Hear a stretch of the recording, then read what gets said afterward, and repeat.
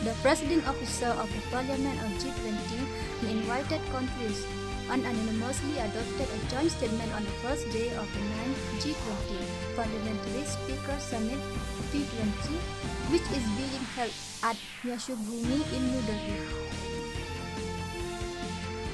Israel ground force militaries raids into Gaza on the 7th day of the Israel-Hamas conflict.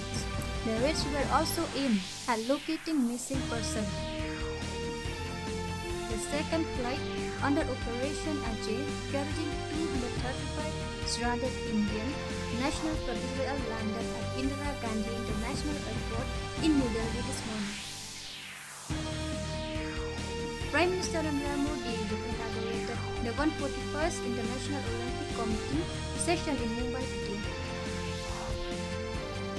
India won the toss and elected to bowl against Pakistan in the World Cup match amid a on Saturday.